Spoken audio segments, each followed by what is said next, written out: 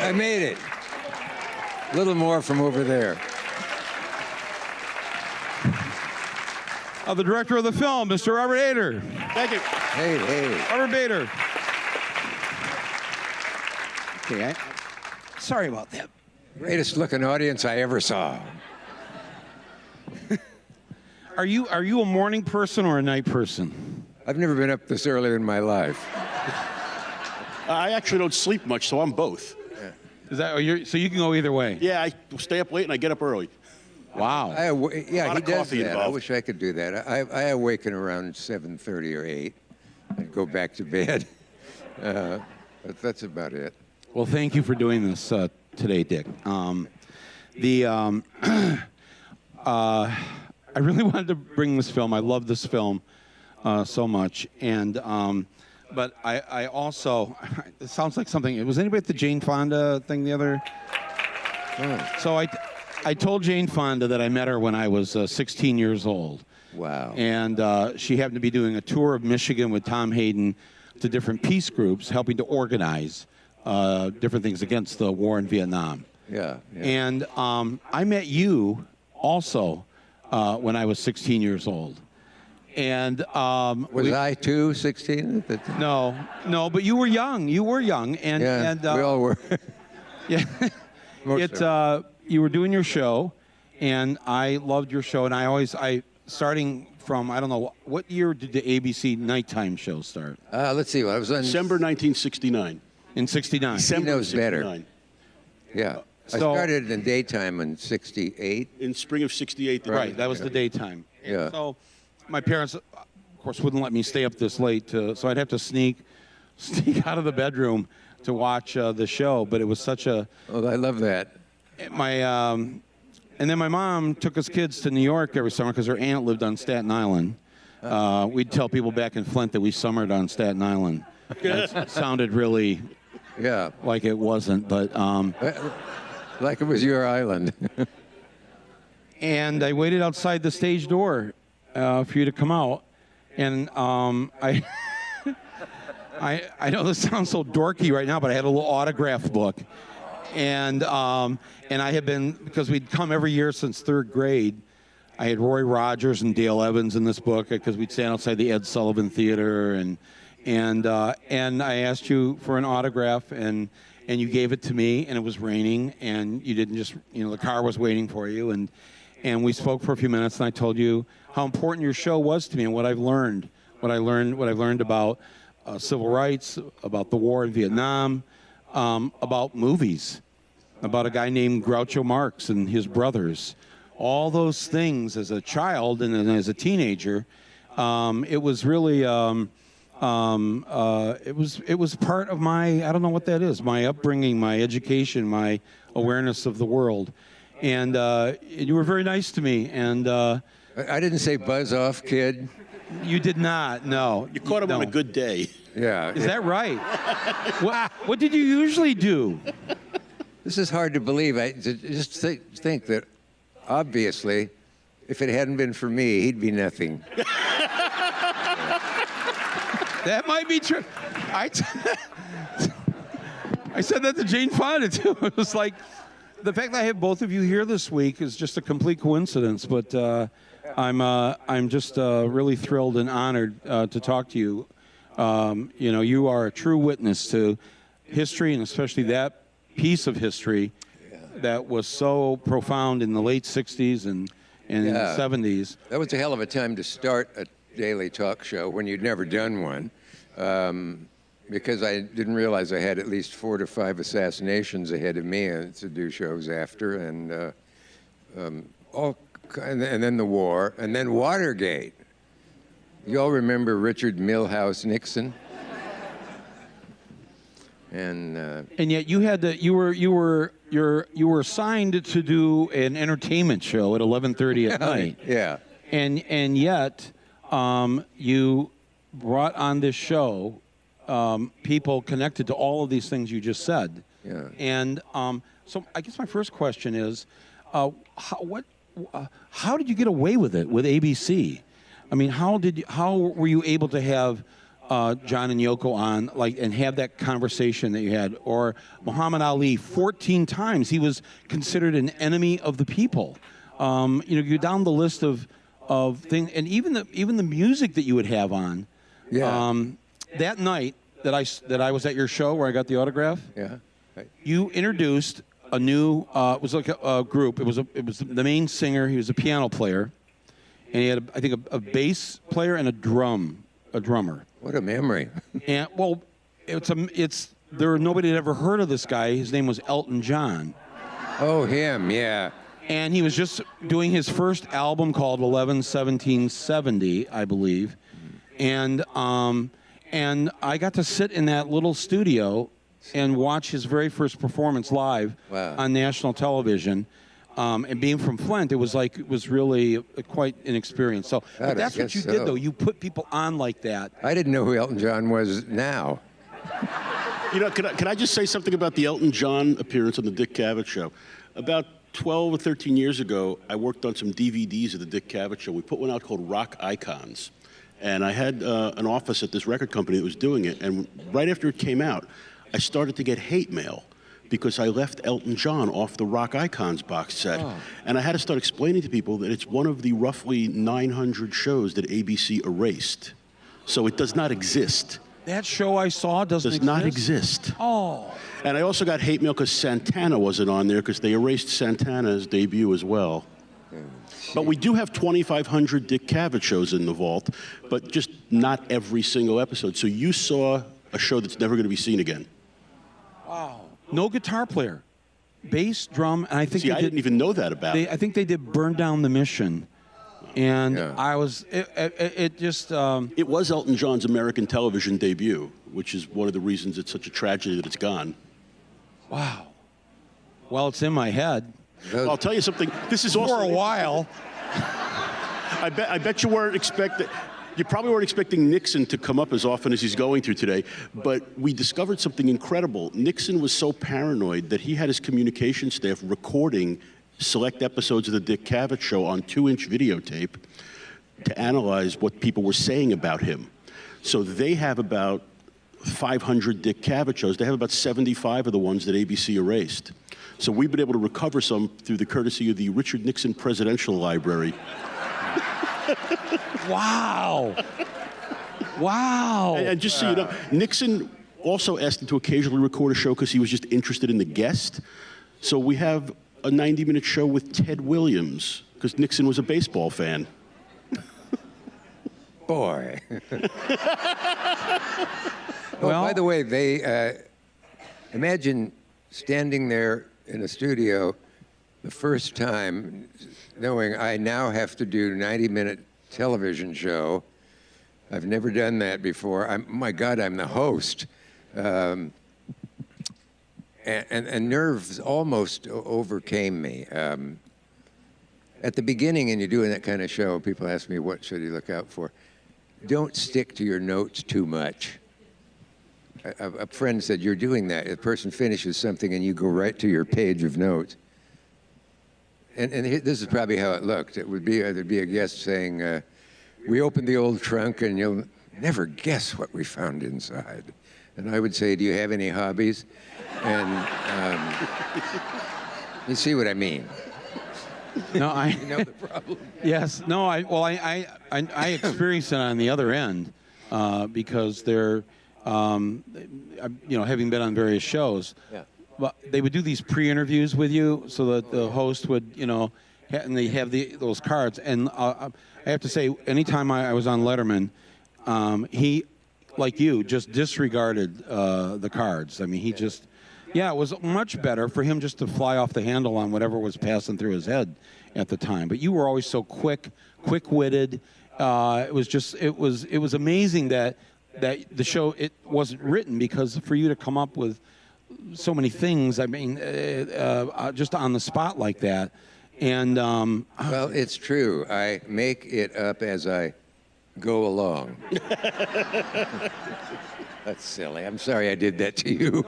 That's You of all people. No. I'm. You could do anything you want this morning here, and nobody will mind.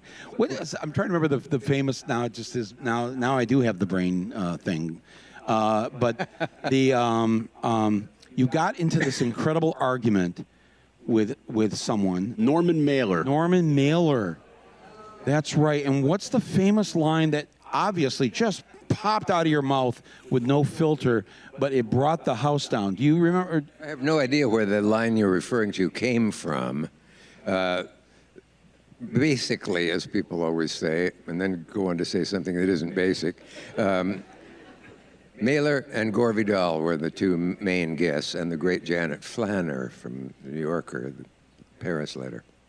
And Norman came on in his pugilistic mode to kill Gore Vidal for something that he had written about him. And it got very, very tough. It finally got down to, by the way, the key moment from this is on YouTube, if you want to see it. It got down to the point where Mailer really became insulting. And at one point he said to me, "Why don't you just read the next question off the question sheet?" And I said, "Why don't you fold it 5 ways and put it where the moon don't shine?"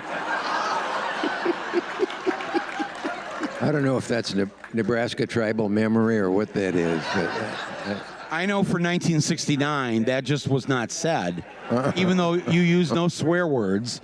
That just, and they let that run. Maybe they didn't get it. Yeah. I think they were all happy to put Norman Mailer in his place. That's probably what it was. Yeah, that's the censors that you had, and you talk a little bit about this in the movie, and Robert can talk about this too. But the censors of the show, the so-called standards and practices, yes, and they, it was the week of Woodstock, and so this is July of '69, and you somehow booked one of the acts that was at Woodstock, and they left Woodstock and they came down to do the show. Yes. They were called Jefferson Airplane, and I sat there as a young teenager, and all teenagers are young. Yeah, that's true. I was trying to think if I was in eighth. I think I was in 8th grade, but and I heard a word going to Catholic school. I don't even know if I'd ever heard this word before, but they sang "Up Against the Wall," Jefferson Airplane, and you know the line I'm talking about. At some point they say "Up Against the Wall, Mother." Right. And there it was, right there on live TV, and I asked you backstage, how did that get past standards and practices? It would tell the audience what you told me. That was my favorite event of all the shows I've ever done. I didn't know about it. I came to the studio the next morning, and I hadn't watched the show that night. And because it was not distinctly heard, everybody, who knew the record, knew the song, got it. A lot of folks heard, but Ed Vane, I think it was, one of the scared ABC vice presidents, came in and threw a fit, and it had aired. He said, "I woke up this morning and guess what my son said was on the show last night?" I couldn't guess. There's a very odd postscript to that. I think it was around 1996, VH1 reran a bunch of the Cavett shows that had rock music in them. And I was impressed that the song is called "We Could Be Together," and it's got that line in it. And they ran it. And I just thought it was really cool that VH1 would do that. So I called the guy and said, "That was really cool that you let the song go uncensored." He goes, "What are you talking about?" Wow. Wow. But that was the thing, though, with rock music, especially in those years when it was still only 10, 15 years old. Right. That someone in standards and practices didn't have an ear for that.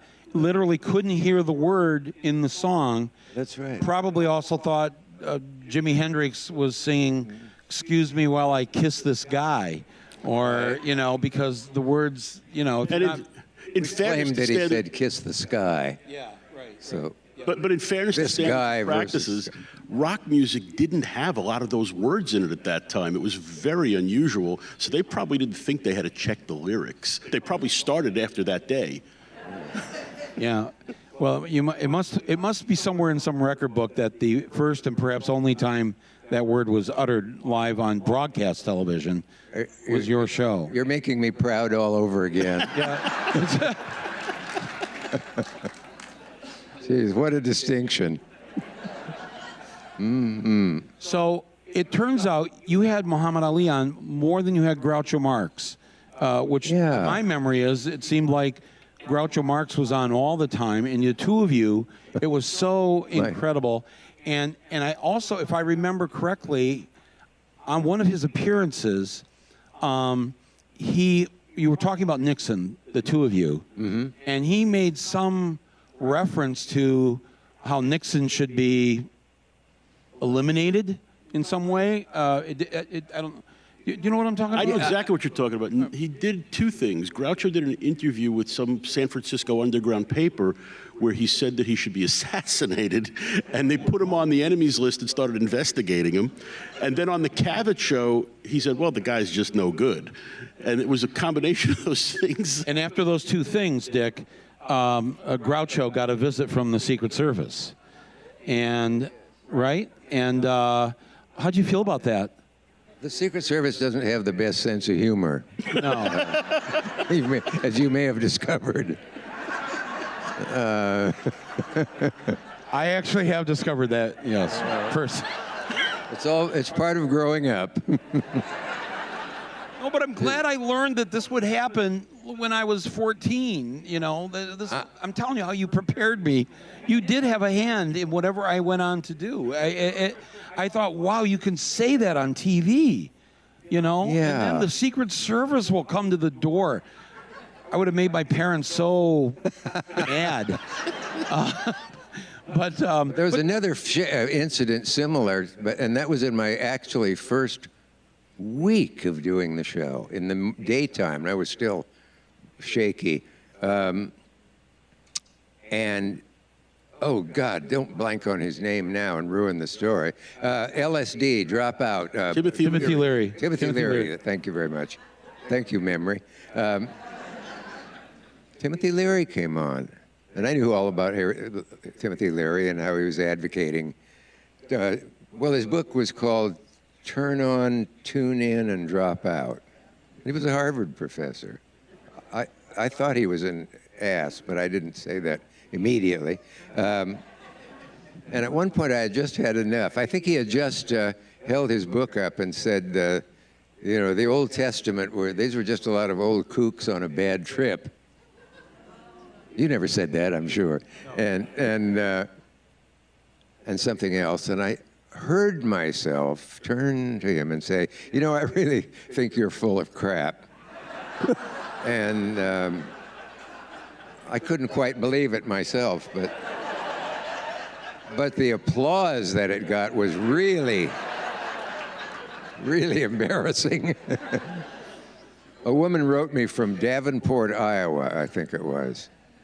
And she said, I laughed so hard when you said that, I dropped my iron on my foot. So it's nice to know you're having an effect out there. Tell us a little bit about Groucho Marx and your experiences with him, because the two of you, it almost seemed like you were the fifth Marx brother, because you hit it off so well. You both were so funny, and yet he was so what's the word? Pointed, blunt, didn't hold back. It was so refreshing. And again, let's just keep in mind, especially the younger people, this is an 11:30 at night show on a broadcast network when you're supposed to be reading questions from the cards, and there's such a set format to these shows where you're supposed to muss up Trump's hair or do whatever you do on these shows. The world's greatest ad-libber sitting there beside you is kind of intimidating. Yeah. Oh, the microphone there. Talking to your mic. Oh. They actually want to hear you. He used to be on television. He knows this. What'd you say? I said, you used to be on television. You know about microphones. When you've been in this business as long as I have, you'll know what a microphone is. Here's how I met Groucho, and I still can't get my mind around the fact that I knew the man from those movies, as well as, and for my age, the television show, the game show. He called it the quiz show. George S. Kaufman died, the great playwright and director, and he was Groucho's god. And Groucho flew to New York for Kaufman's funeral. And I went to the Kaufman funeral, too. It was an overflow at Frankie Campbell, and everybody, I think everybody Hirschfeld ever caricatured was in that audience over the decades. And I sat in this little room, and I thought, I wish I were in the big room, but I got, is that Groucho Marx sitting across from me? I can feel the chill now. And it was. He had a cigar, but not lighted or lit, which you prefer. And I just couldn't take my eyes off him. And then Moss Hart took the eulogy from his pocket, and before reading from it, said, I can hear it now. I can hear George in the casket saying it needs cutting. I made a point of leaving fairly close to Groucho Marx out onto 81st Street. And I heard a voice say, hello, Groucho, I'm Edna Ferber. And I thought, we're not in Nebraska now. Toto.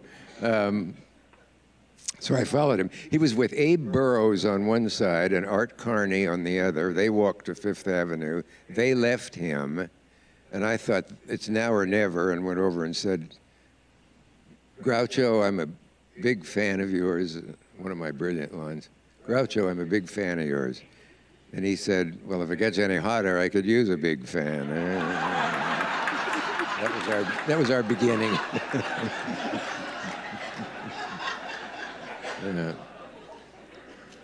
Groucho leaving a party once in Los Angeles, Beverly Hills, and he said, let's get out of here, to whoever he was with. This is boring. And got to the French doors to sneak out, and the hostess came up and said, well, leaving so soon, Mr. Marx? And Groucho said, I've had a wonderful evening, but this wasn't it.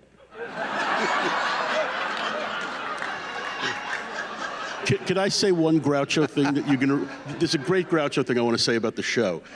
Dick's show on ABC got moved around to. He had a morning show, then he had a summer primetime show, midweek with weird scheduling, and then he got the late night show. And Groucho was on all three of those ABC shows, and he came on one time, and he goes, I never can tell when your show is on. Every time I saw you last year, I was eating oatmeal. Yeah.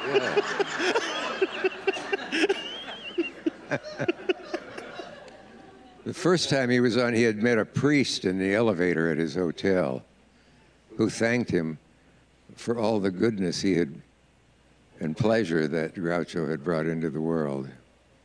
And Groucho said, thank you, Father, and I want to thank you for all the pleasure you've taken out of the world.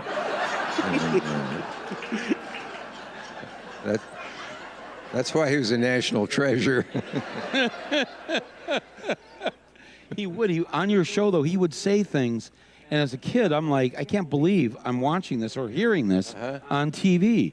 He would just, it was just some of the most amazing. There's DVDs now of this, right? I mean, they're. Yeah, there are 4 boxed sets of Cavett shows. $5. That's. They're worth getting before they get rid of DVDs in the next few years. Just so you know, we're putting out new DVDs starting in the fall. We're going to be putting out more Dick Cavett shows on DVD. There will be some new ones coming. Really? There'll be new DVDs coming out in the fall. This is such a surprise that Dick didn't even know about it. Tell me more. You should still be on TV. This is like, we don't have. There's nobody like this.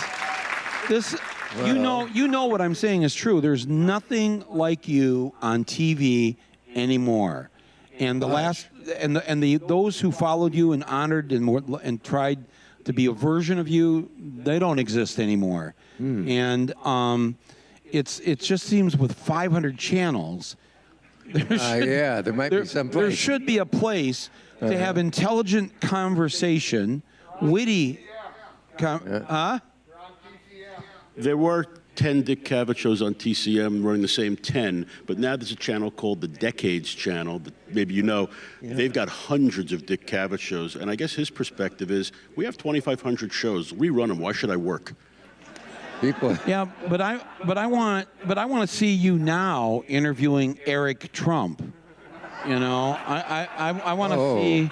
I want to see you talk to the people now. I just think that would be so fascinating to watch and to listen to. Oh God, yes. I could listen to Eric Trump for minutes, at least. Sorry, Eric, we ran out of time. We'll have you back on another night. John and Yoko, powerful shows with them on the air. How did you get that on the air? You know, I'm not sure. And they said John Lennon just said he might like to do the show. And I said, well, encourage him.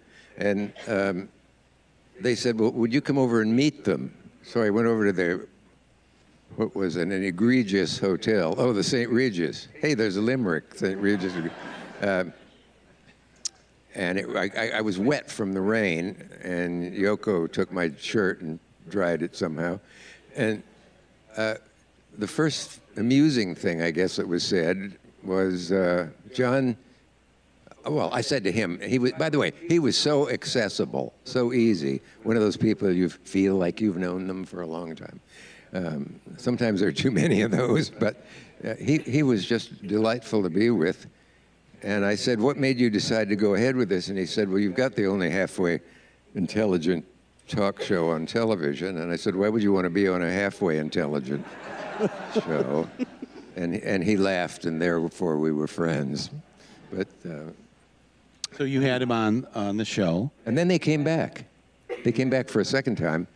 And that time, he said, we'll come back and perform. So when the audience, of course, burst into play. He came back about 4 weeks later and happened to choose none of the popular songs from the popular songbook, but that old favorite, Woman is the of the World. Obviously a protest song. John performed it, and the audience loved it. And one of the scared ABC vice presidents came back and said, we certainly can't air that. And I said, wait a minute. I get you the best ratings you get for Ed in a while with the getting John. I got John and Yoko on the show, and you're going to censor them? They went back and talked, decided to air the show, but only if Dick will make a statement before the song, which we will insert, saying, you know, you might be offended. You can imagine. Well, they wrote it. It had about 100 words, and I said them with slight sarcasm. We know that some people, what you're about to see, I felt like Nixon. And I sort of delivered it that way. So there were 400.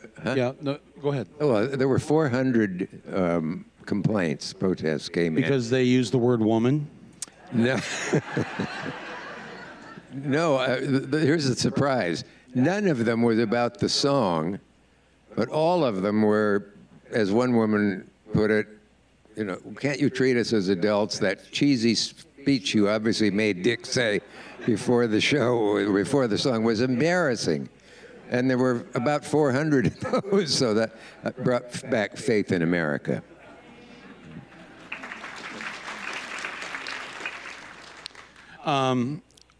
Other memorable moments that come to mind, and maybe share one with us that maybe you wouldn't share if you were in New York or LA, but we're so far removed from everything here. Yes. If whatever you say here will never be repeated outside of here. We just got hooked up to the internet a couple weeks ago.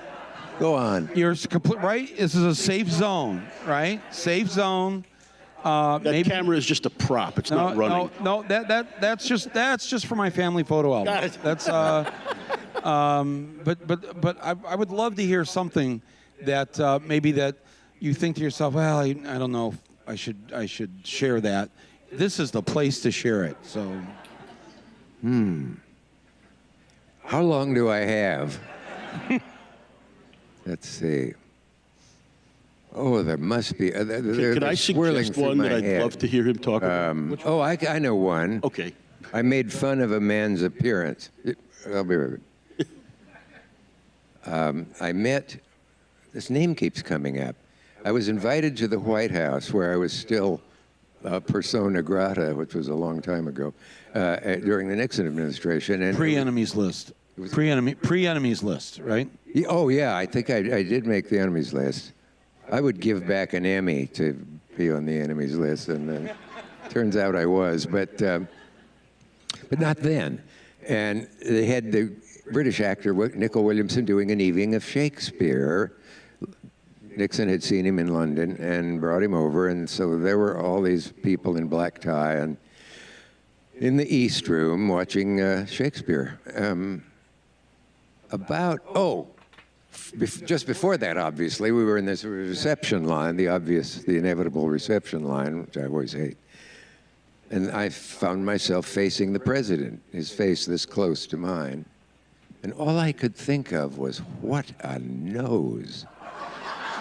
My God.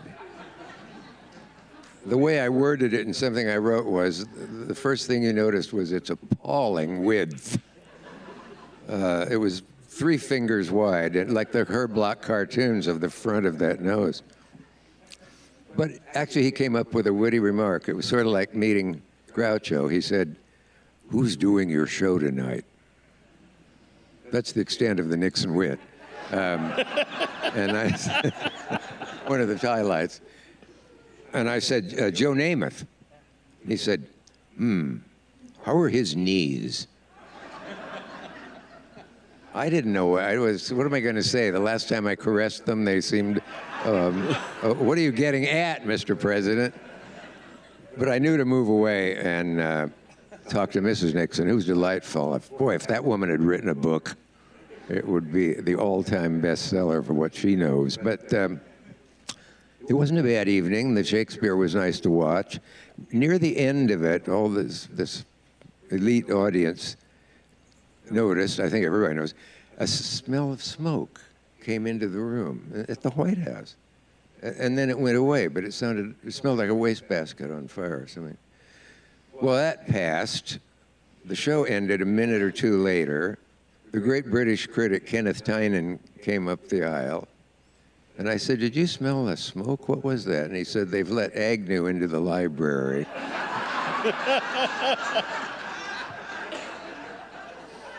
Now, I'd like to ask him to talk about a particular interview. I've screened a lot of Dick Cavett show material, and there's one thing I'd like to ask about. It's when drugs came to the Dick Cavett show. Now, we spoke about when drugs came to the Dick Cavett show. Woodstock, many of the bands did appear. Sly and the Family Stone came on the Dick Cavett show, and you attempted to interview Sly Stone, who was probably tripping on something that no other rock star had tried yet. And watching that interview, it's like you're talking to the wall and he's talking to someone behind you. Do you have any recollection of talking to Sly? Sly was an experience that made me age about 10 years. As you say, I don't know, we'd love to know what substance he was entertaining inside himself. But that was tough. I had in those days, rock guests almost always were stoned when they came on. Jimi Hendrix was not, as far as I could tell. He was delightful, and I asked him a mundane question. I said, "Do you try to get up in the morning and work for solid hours or something like?" He said, I try to get up in the morning. And I thought, that was as good an answer as you can get. Did I slide off what you Well, said? actually, what you bring up is an interesting point. Sly Stone, still very much alive and with us. Jimi Hendrix, not so much. And Jimmy came on not stoned, and we still don't know what Sly was on. But that's got to be, that 10 minutes must have felt like 3 hours to you, because it was just going nowhere, and he was gone. Yeah. And I feel terrible for you still to this day if I watch that footage. That's on one of our DVDs. It's worth picking up. Poor Cavett trying to make something coherent out of Sly Stone. It was great. I would have given anything for a shot of booze about 3 alleged words of Sly's. But he came back, actually, and he was rather delightful on a later He was show. on something a little milder the second show. Yeah.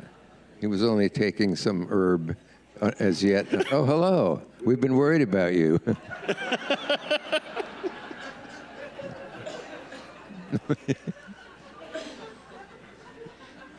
Is she next on the bill? Good to see you. We're just, we do our own thing up here. Again, nobody knows we're here. We just do whatever. I'm for that. So we had Jane Fonda here, as I mentioned the other day. Yeah. And she's in the film here. And I noticed last night there were some people in the audience that were a little, they didn't know whether or not how you felt about Jane Fonda. Oh, they wondered. You mean they left? Well, no. I think it got cleared up in the Q&A, but it was Yeah. It was and here's what I said to her on the stage 2 nights ago. I said, because she did the film Julia about Lillian Hellman, and I just said to her, just all I know is what I read. Lillian Hellman was a hero of yours, and she said, no, she wasn't. And I said, really? No, she's a liar. Yeah. And then she brings up the famous moment on your show with Mary McCarthy. Mary McCarthy, and maybe you could tell just a little bit of that, because that was again, you just don't see that on television these days. But tell that story. Well, I had the great acerbic writer and critic and all-around scholar and controversialist Mary McCarthy on. She wrote The Group and then quite a few novels and other things. And I mentioned Lillian Hellman. I'm not entirely sure why. And Mary went on to pick up on the subject and inform the audience that Lillian was the most dishonest writer she'd ever heard of. She said, and her line was, even her thes and her ands are lies. This resulted in a massive lawsuit. Yes, it did. Did they sue you too? They sued show? me. She sued everybody. The station, so to PBS, speak. she sued your company. They sued PBS. Sued everybody. That's right. But Hellman called me. And I didn't know anything had happened with that show. The next morning it was. And they said, Lillian Hellman called, and she's going to call you. And I thought, great.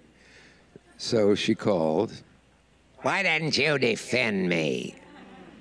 And I said, well, Miss Hellman, you're one of the few people I always think of as not needing defense. You do pretty well yourself. Well, I'm going to sue everybody on that. This is disgraceful. So the old bag, or Miss Hellman, did sue everybody in sight. She lost eventually. Or no, she never. She died. Well, they both died. This lawsuit consumed both of them in their final years. Well, you're right. Not everyone points that out, but her goal, of course, was to bring Mary to her knees financially, which she did, and it did shorten both lives. I think. Yeah. Well, let me ask you a little bit about Muhammad Ali, and then we'll open it up. We'll save for the people who haven't seen the film. We'll let you. We won't get into too many things, and we'll do that at the Q&A later today. And Tom Powers will do that with you. But the 14 times on the show, you have him during a very volatile period of his life. They've eventually they strip him of his title. Yeah, the because idiot boxing commission took his title away. And they probably had several things against him. He was black, and he was a loudmouth and obviously more intelligent than they were, probably. Individual IQs, I would put Ali's against almost anybody. He was so smart. And so 4 years went by, and you see in the film someone say, maybe it's Pacheco or one of his circle. We'll never know what probably the man who's been uncontroversially called the world's greatest athlete, what he would have been in those 4 years. He was already something that had never been seen before. Got in more punches, did everything that made him above almost everybody else and everybody else. And finally, he was the 3-time heavyweight champion of the world for all of that. And we became great friends. We sort of like buddies. And it's obvious why our backgrounds are so similar. Well, here's what is similar. Both of you, and probably why he liked you and why you liked him, he was very smart, as you point out in the film. Very brilliant. You have to be. And very quick, not just on his feet and with his hands, but very, very quick with his mind. Yep. And those shows, the banter between you and him was incredible. Yeah, and Robert points out, we've got so much of it, we could have done another film the same length of... When they get going on that show, and it was really, really tough to pick what was going to go in the film. I mean, this stuff I left out that was so good. And if you see the film, stick around for the credits because there's some fun clips in the credits just didn't fit in. But when they kind of got going, they almost worked like a good comedy team. And they didn't know what was coming. It was pure ad-lib stuff. And Ali could have held his own as an entertainer, which to me is the great tragedy of him sticking around and fighting for so long that he got injured. He could have just gone into being anything he wanted to be. He could have hosted a television show. He guest hosted the Dick Cavett show once. Yeah. I mean, he could have done anything. He was that good an entertainer. But the money in the fight game and all the people he was supporting really kept him around for a little bit too long. What a guy. Yeah, absolutely. Yeah. And what did you have to deal with the network? Because I remember this time, the hatred toward him was so intense. He refused to, his famous, statement about Vietnam. He refused to go, but it was already building up before that because right from the get-go in the early '60s, white people had never heard a black man stand so tall, in their words, uppity, speak their mind. Doesn't know his place. That's a favorite. For younger people in here, you'd have to, there's people here who know what I'm talking about, right? It was, and if you were a black person watching the show or watching Ali, it must have felt like, wow, if he can do this. And it had to have been very inspiring. It was inspiring to me, just being a kid, but it was, how did you get away with this? How did you, he was part of the Nation of Islam. He was against at first, a popular war. Yeah. Interesting. And you just let him go. And how did that make it on the air back then? Well, I sometimes wonder because the very first show I ever did, and the one I taped first time, thinking how do you do a 90-minute show as the host? Oh my God, here it's time to go down to the studio and do it. The very first show, I had Ali and Gore Vidal and Angela Lansbury, incidentally, as it happens. Well, that produced a scene later. We cut to an ABC executive dressing me down backstage as I went back to be congratulated. The show went so well. First show, God, we've got it in the can. And they said, I said, what's bothering you so much? And they said, I'll tell you, nobody gives a what Gore Vidal and Muhammad Ali think about the Vietnam War. When I said that I hadn't realized that, not having polled everybody, and they didn't think that was funny. So, well, because they couldn't get a laugh, I guess they got even with me by not airing it as the first show, and had me do another show, and they put that in as the first show. Well, it went reasonably nicely, and so on, reasonably well, I guess. And then the next show aired, which was my real first show with Ali and Vidal. And critics did an extra review saying Cavett really hit his stride on his second show. Oh, God, forget it. You know, Michael, I wanted to actually address what you were just talking about. When Ali refused induction into the Army, there had been a lot of precedent. For example, Joe Louis served in the military in World War II, and he never saw combat. He fought exhibition fights at camps all over the place, and that was kind of the standard practice. But I think what the fear was with Ali is because of his association with the Nation of Islam, he wouldn't have gotten that particular set of circumstances. Al Sharpton, who was really eloquent in the film, said something to me when we weren't rolling. We were just talking after we had shot his interview. He said, everybody was pretty damn sure that if Ali allowed himself to be inducted because of the Nation of Islam, he would have been face to face with the Viet Cong on his first day, because they were going to get him. So Ali was taking this big stand and making his statement. The easy way out for an athlete in 1967 was probably not available to Muhammad Ali because of his association with the Nation of Islam. So when people say, oh, he should have taken the easy way and fought exhibition fights, I don't think that was going to happen for him. Yeah, I'd be, yes, wow. So who was the first show then? Who was on that first show that you had to air? The actual, I have no idea what aired first. Yeah. It was the next day's show. Totally uneventful. One important thing happened, you'll understand as a performer. I stood there sort of frozen on the first show. We were about to, I think I'd done one segment. And the guests weren't out yet in that first segment.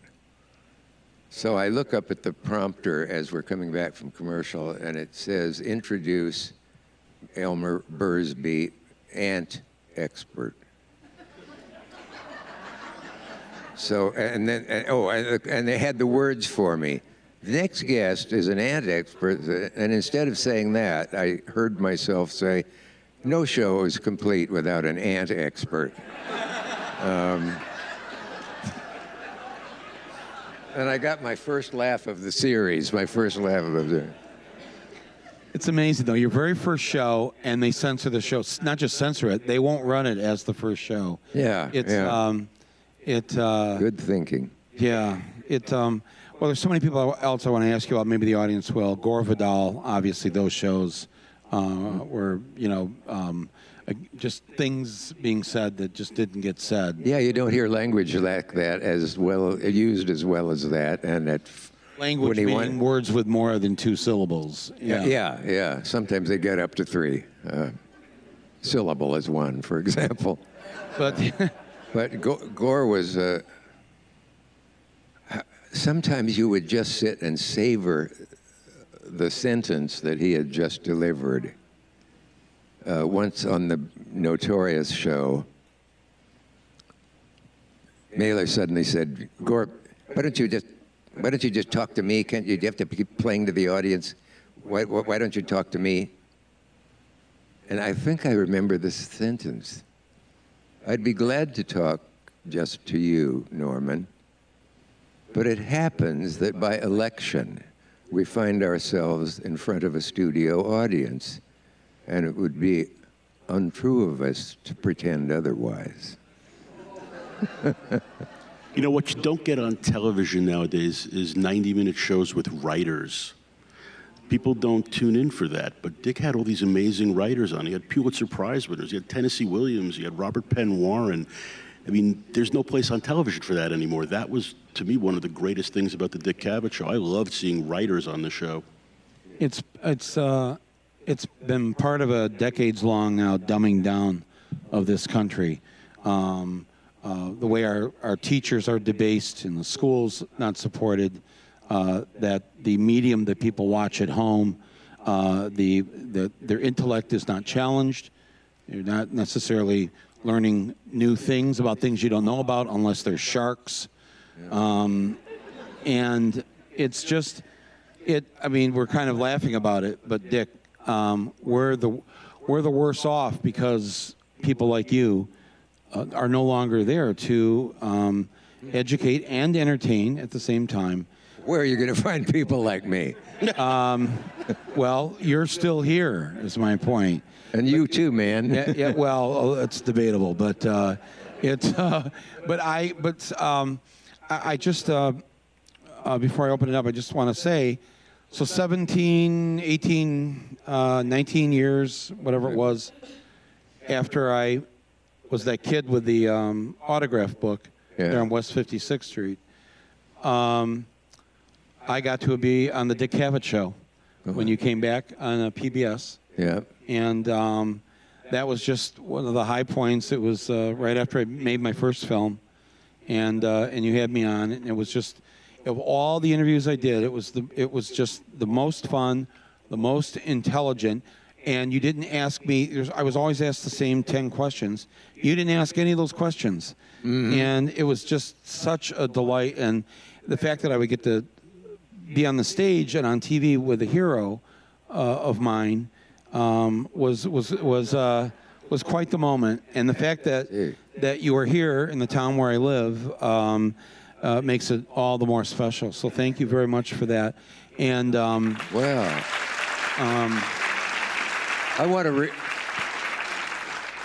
I want a recording of that so I can play it back and forth. Send you, it could be your phone ring, your ringtone. All right, let's open it up.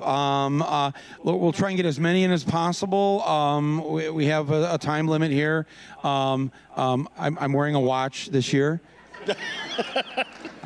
Pause for the applause on that. It's an inside joke here in Traverse City. The man with the beard will go first there, and here comes your microphone. Thank you. Mr. Cavett, it's an honor to... Hold it close to your mouth. Sure, it's an honor to talk with you. You and Phil Donahue, two of my idols, and as an interviewer, follow you. But I think one of the aspects of what you do especially well is that you authentically share of your own experience in your interviews. And I want to thank you for the book that you wrote that talked about your own experience of depression and how you've related that in a larger context. But I think of the appearances that you made on the Johnny Carson show. Could you contrast a little bit the way that Johnny interviewed people? Because Johnny, in some ways, drew on his own experience, but he never talked about himself a lot. And yet, I think, for example, his struggle with alcoholism or some of the other things he went through. But you, on the other hand, I think never hesitated to bring in your own experiences, your own interactions with people. And again, I know you admire Johnny Carson greatly, but there's a contrast there, I think, on the way the two of you carried yourself. What? and then to respond so authentically. That's great. That's great. You and Johnny Carson, how were you different? Let's break it down. This will be talking about myself. There you go. There's an element here that I haven't revealed to you. I have my first worn inside the head hearing aids. One of them has crapped out. So I'm blocked. It's as if I have a finger in this ear. But I heard some of what you said. Yeah, and I don't know. I heard the phrase talking about myself. No, Johnny Carson, that he was... Oh, yeah. He admired the fact that you were willing to bring in stories of your life into the conversation, where with Johnny Carson, other than talking about his numerous marriages, and making jokes about it. That he didn't relate on a personal level like that. And Johnny was a very closed-up guy. I liked him very much, and I wrote for him for a long time. And but he was very tense.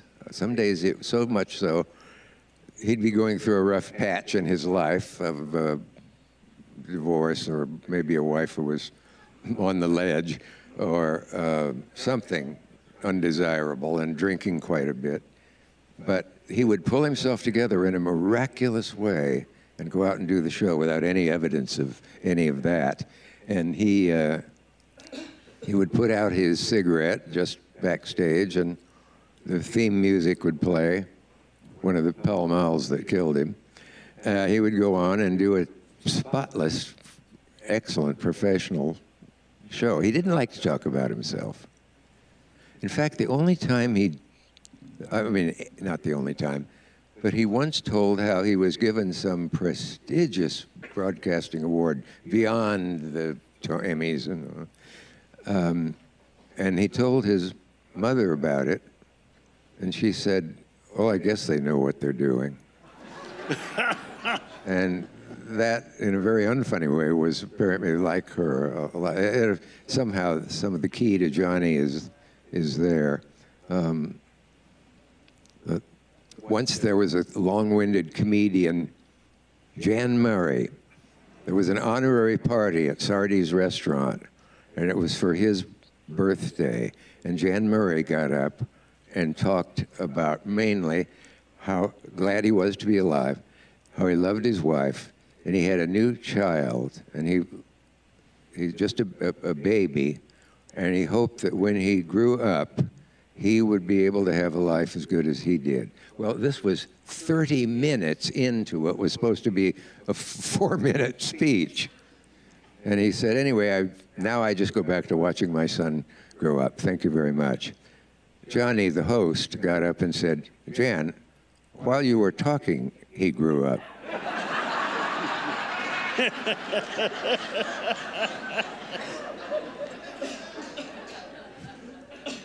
Yes, ma'am, right in the middle there with a scarf. That's you. Or you can just, Isn't required, but... it's winter here most of the year. It's winter out here. We don't have the lights. You mentioned both times, last night and today, about being nervous.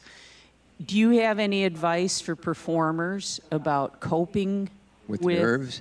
Stage fright or your anxiety before the show? Sorry. Doesn't work for everybody, but violent physical exercise, I'm serious, before the show, a tennis game, a long swim, a run, something will give you all the good that those things do and seem to take away the dreadful nerves that make you sit in front of an audience and do this. Thank you. Front row, right here, yes. Do we have a microphone down here? Don't you people bring your own microphones? Sir. Good morning, everyone. Mr. Moore, Mr. Cavett, Mr. Badger. I'd like to share just some history with you, personal history that I had with Muhammad Ali. I had an opportunity to train with him in the same boxing gym. I'm a former Golden Gloves champion here of the city of Detroit and the state of Michigan. I was a young man. Cool. Yeah. I guess let me be the last to congratulate you. You've probably gotten all your congratulations. I was 12 years old, and Muhammad Ali, bigger than life, he walked up to me and he said, and I think of his spirit when I see Mr. Moore, you, Mr. Cavett, Mr. Badger, he said something that stuck with me. Fight the good fight of faith. And I see that comment in you, Mr. Moore. You have fought. You've made this thing happen. You should be saluted. Mr. Cavett, you made the world a better place. You know how to communicate with people and bring the best out of them and serve for your creativity. That's what it takes in this world. I hope you're right about everything. And Mr. Moore, to personally salute you and your vision. People somehow need to understand what it takes to stand. In this particular year, you brought Ms. Fonda and Mr. Cavett. Mr. Moore, I had an opportunity to see Jane Fonda's father on the Fisher stage as a young man and Abe Lincoln with Moses Gunn. That led me on to my professional career as a director and actor. I had an opportunity to perform The Great White Hope, which James Earl Jones did so wonderfully well, and I talked with Muhammad Ali about it, and he loved James Earl Jones in The Great White Hope. And he shared this line with me. He said, "Young man, fight the good fight of faith. Earth is not your home. You are just passing through. Have the courage to stand and move on. Wear the world loosely." And I want to thank each and every one of you, because you have simplified that spirit. And people need to understand what it takes to stand. Muhammad Ali, he stood, but they need to understand men like the three of you who carry that spirit to make it happen. Thank you very much. Wow. Thank you. That's very, very kind of you. Very good. Very good indeed. Man, you should run for something. You should write movie reviews. Become a film critic. Should also point out, and you'll see this in the film, that Muhammad Ali met Malcolm X for the first time. Malcolm X, as you know, was a Michigander, grew up in Lansing, right? In Mason, East Lansing, various. One of the homes burned down, they believe, was set on fire in Lansing, Michigan. And he worked at the factory that my dad worked at, AC Spark Plug in Flint. Malcolm X did. And but they met for the first time in Detroit, and I did not know that till I saw that in the movie of an important and profound coming together in an important city such as Detroit. So somebody in the film wrote a wonderful book that I recommend. A guy named Randy Roberts, a professor at Purdue University, wrote a book called Blood Brothers. It's about the relationship of Malcolm X and Muhammad Ali. It's a terrific book, and he's really great in the film. And I just wanted to, I learned that from Randy Roberts. I didn't know it either. Hey, Michael, did you find it strange that there were almost something out of the past demonstrators against Jane Fonda? No. No. I actually saw them marching down the street. I was having dinner in one of the restaurants the other night, and while I was eating, I saw them pass by the window with their like Hanoi Jane Go Home signs. I said, they're about 45 years late. I'm not going to take any time away from this, but if you were there the other night, I explained that we were paid a visit by Homeland Security, and they asked us to cancel Jane Fonda because they're going to be protests. And I said, well, you know, to make a long story short, we told them that it's their job to protect us from any terrorism against anybody who's exercising their rights to free speech. But Amen. But you'll have, if you have your program guide, you have a permanent reminder of the times that we live in right now, because they were pretty hard on my staff, to the point where last week, if you open the grid, you know the grid, look at State Theater on Wednesday at 3 p.m. That was was supposed to be the my conversation with Jane. It's blacked out. It's blank in your program guide, because we were still struggling with the state law enforcement and Homeland Security, who wanted the event canceled. And then I got back to town, and I'm like, this Traverse City is still in the United States of America, and when in a time like this, if you start giving in to just the smallest of things, and to me this was no small thing, that event, actually, if this was last year, I wasn't here last year, that event wouldn't have happened. I just literally had to tell law enforcement and Homeland Security to take a hike, and They're not happy with me this week, and I expect consequences from it. So. Why can't you make more friends? No, this is a problem. What a boy. I'm a little disappointed Homeland Security didn't want to cancel him. In the orange shirt on the aisle. Coming back to you back there. Michael, thank you very much. I hadn't realized how much I missed Dick Cavett until right now. So thank you for being here. Well, you should, at least you should talk to Robert after the show, and he'll explain to you how you can get the Decades Network, where they've been running my shows 5 nights a week for a year and a half now. And it's a strange feeling to sit there and watch myself younger, of course, and a guest whom I have no memory of ever having met, who's a movie star. And I kind of get into the dialogue, and then I think, gee, one of us is dead. And yet, the Decades Network, insist your cable company get it for you. One night, I was very hard on Jane on the show, and that got me a lot of praise that I didn't want. But I gave her a tough time. And she, not that I was saying I'm for the war and you're wrong, hardly, but what was it? It was Mark Lane. Remember him within the Kennedy assassination time? Yeah, an undesirable. And at one point he said, no, Jane said, well, I don't think we had any help with our revolution, from something he had said. And I said, well, and the audience went, uh-oh, ooh. And Jane said, did we?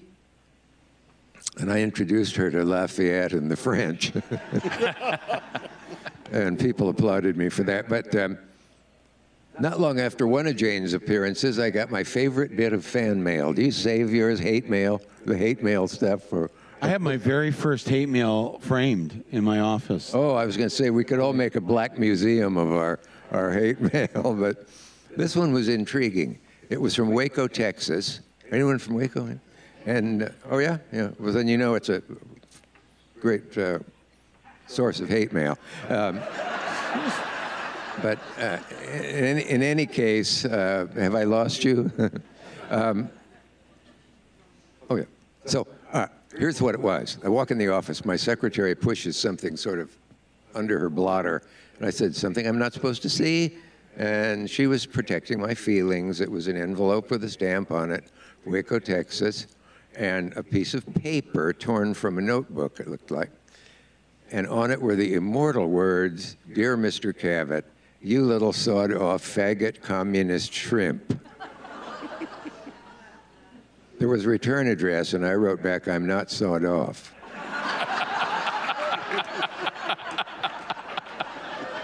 I don't know if they got it. Michael, I did have a question. I appreciate the past, but in today's Washington affairs, no pun intended, who would you want to sit down with, and how would that go right now? Oh, today? Oh, there are so many who are intriguing. I don't know. I somehow tried to figure myself, how would I control myself with at least one of these people? It's hard. But it reminds me, one of the funs of doing a talk show, if I were doing it now, would be to sit down with these people. But how much fun it was to sit down with the Nixon crowd and the Watergate people, pro and con. There's a special called Dick Cavett's Watergate, and it was on PBS, and someone saw it. One person saw it. And thanks to Bader here. And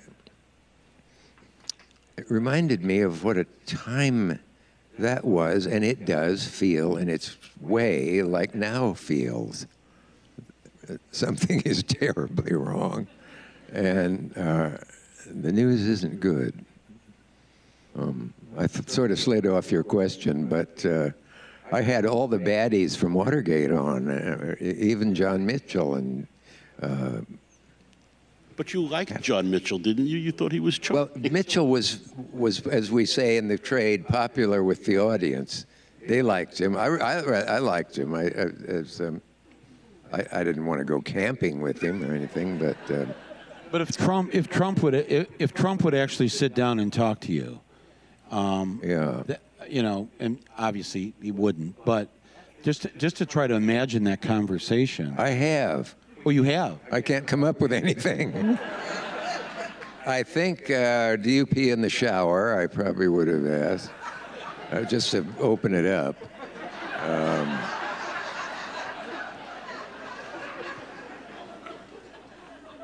One, The other orange shirt in the back there.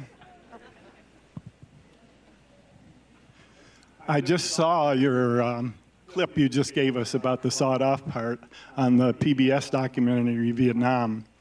And I discovered that quite by chance by searching for Jane Fonda. And you came up with the Vietnam show. But that was on Canopy.com. They have free library downloads of movies, so it's very good. But my question is, as a Vietnam vet in 1969, I missed most of your show. And I just, in watching this Vietnam tape, I discovered that I've always been fascinated with the why of Vietnam. And you asked Kissinger and Haig and Goldwater, you know, what do you say to the parents of those who died? soldier, yeah. And they gave the responses. Now, I watched the Jane Fonda movie, and you called her naive in that movie. I wonder if you would ever use that word to describe the white males that perpetuate war.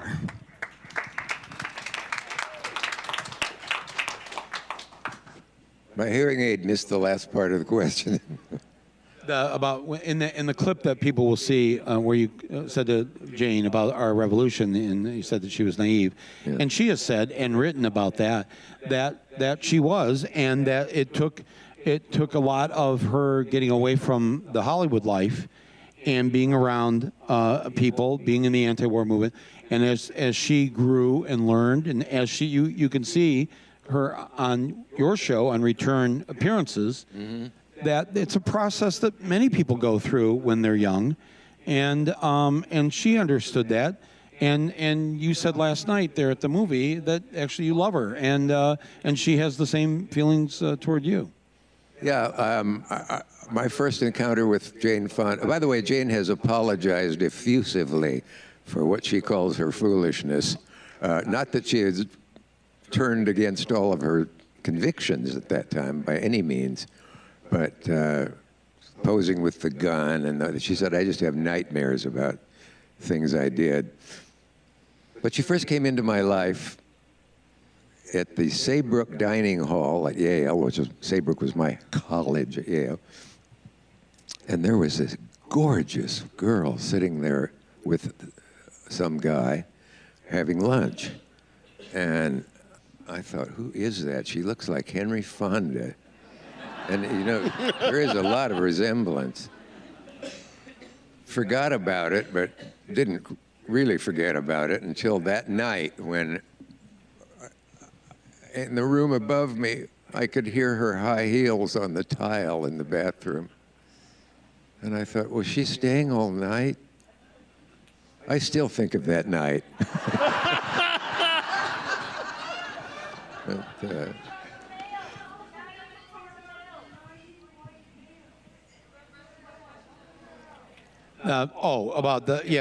you said that when you said that on the show about her being naive, he was saying that it was the naive white males that sent young men like him off to die for no good reason, and he sort of choked up as he was telling you this. Yes. Well, isn't it true? I mean, what can you say? And when Ali said somewhere, I don't have anything against those Viet Congs, As we know, the Viet Congs were not North Vietnamese, as many people think, but the South Vietnamese party of the. And you have memoirs of soldiers from World War II saying, and suddenly this German soldier popped up in front of me, and I killed him. And just before I pulled the trigger, he said, "Hello." Two young men meeting. They could have met at a beach party or something, but instead they met where they are told to kill each other. It's just, I don't know. Let me think more about this.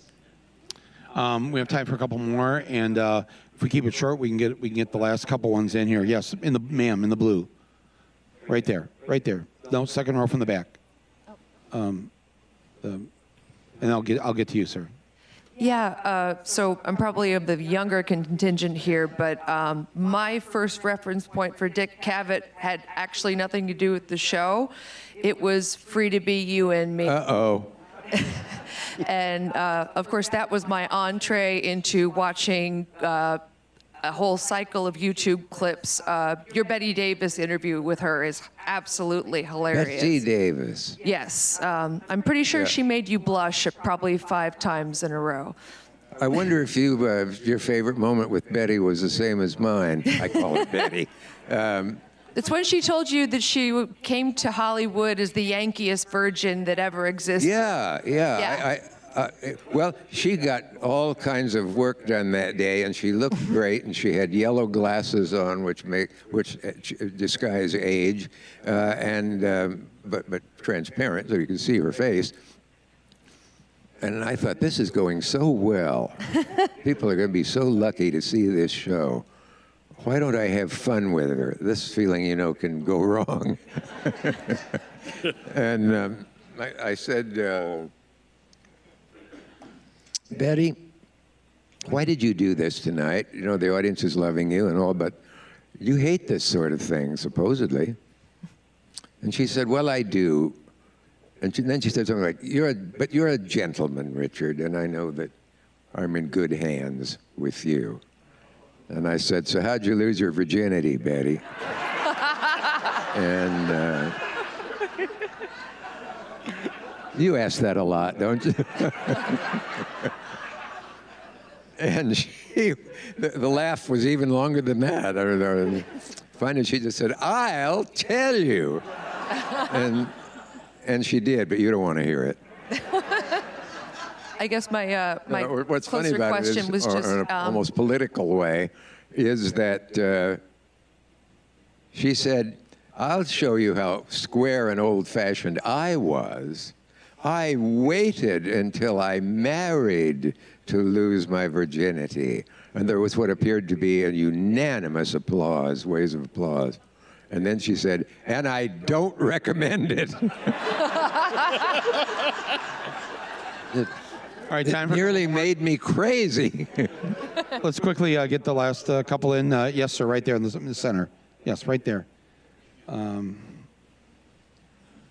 Hi, I'm going to try and ask this question as simply as I can. But I watched the Jane Fonda documentary yesterday and saw your part in it, Mr. Cavett, and that interview after the visit to Hanoi. And I was quite young then, and it was a profound moment. And as the gentleman, thank you for your service, by the way, in Vietnam. Amen. Really brought up a confusion in that moment, because you were with supporters of the anti-war movement, arguably, in that time, but you were also hosting a commercial television program, and I don't know if there was a sense that you knew your audience felt that Jane Fonda had transgressed a boundary by going to North Vietnam, and that seemed to be a consensus. But you chose that moment, it seems, to hold her a little bit accountable for that decision, and yet many of your other guests were in support of against the Vietnam War. So you were in a little bit of a tough place, and I'm wondering if you can kind of explain it a little more, if there's other information that hasn't been in the documentaries or in your conversations with Jane Fonda or other people who were fighting against the Vietnam War at the time. Sorry for the difficult question. My hearing aid went out about 15 words ago. Yeah, I think we've covered this. So, yeah, but thank you for that. You're an excellent public speaker. Balcony, anybody up there want to do the last question? Nobody? Right here. Yes, way in the back in the white. Right. I have They'll a just lady shout on it the out. balcony. My question has to do with Mr. Cavett getting into show business in the first place. The only semi-precedent I can think of was Steve Allen. Were there people that influenced you in your style of interview, et cetera, et cetera? Was I influenced by Steve Allen? And how did you get into show business to begin with? Yeah. And people like Steve Allen, who were an original in his time, and were you influenced by him at all? And I think I probably was, because I watched him at a so-called early age. Wouldn't it be fun to be at an early age again? And in Nebraska, and I didn't know who this guy was, but I thought I admired the fact that he could ad lib so well, and I thought, this is too hard to believe, that Groucho would probably appreciate Steve Allen. About a month later, I read Steve Allen wrote an article, and he said, maybe the greatest moment of my life was when Groucho Marx passed my table at a restaurant and said, "You're too good, Allen." And Steve Allen had been filling in for him on What's My Line when Fred Allen died. When Fred Allen died, I should have stressed the word Fred. Because when I mention him, people say, "No, you mean Steve Allen." Well, they're too young. I feel sorry for a generation that didn't know, or two, who don't even know the name Fred Allen, a man who could call Bennett Cerf a tweed wastebasket. And the other thing with Fred Allen, I tried to get off on this, but somebody asked him what bothered him when he was on the air, was he able to not be nervous and so on. And he said, "The studio audience bothers me. Every time I look at them, I think there's a slow leak in Iowa." Anyway, I've gotten way off the subject now. no, I think that does cover it. I just, again, want to say what an honor it is that you came all the way here to be with us. And I just want to say that you're not so bad yourself. Thank you. But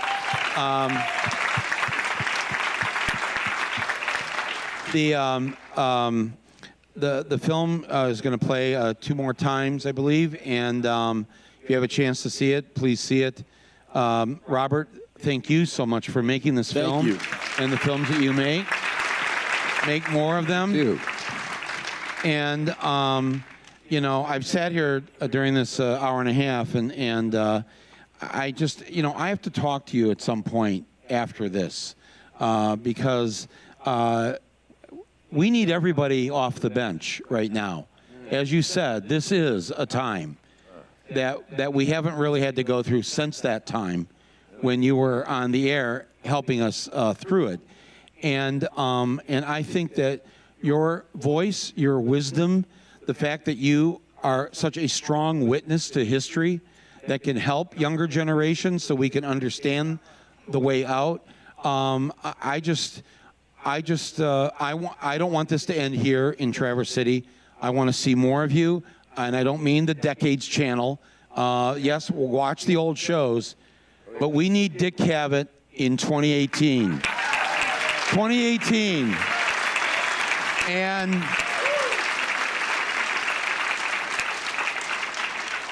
we should talk. I'm serious about this. Thank you again, Dick. Any final words to the people here in Traverse City? I'm getting used to your ability to bring me close to tears. Okay, quick story. Want to hear a Jack Benny story? One of the prophets of doing a talk show. Jack Benny was the nicest man in show business. Everybody agreed. Everybody loved him. He was so generous. He paid people's hospital bills anonymously. He did all kinds of great things. He was the beloved man in show business, sort of the other end of the scale from Danny Kaye. But let that pass. I got in the elevator with him once after The Tonight Show. I was a writer there. And tourists who weren't supposed to get in the star elevator did by mistake. The poor man had to endure this on the way down 7 floors. Are you really cheap? Is it true that you don't pay Rochester? Is there still a guy under your house guarding your money in a vault? That was the 5th floor. We had 4 more to go. Do you still drive a Maxwell? And he was such a nice man, and he would nod and so on. He endured all that. We got to the end. They all rushed out to tell their friends whom they had just met. And I said, Mr. Benny, don't those things get kind of old? I mean, over the years, time after time. And he said, you know, kid, sometimes you just want to tell them to go fuck themselves.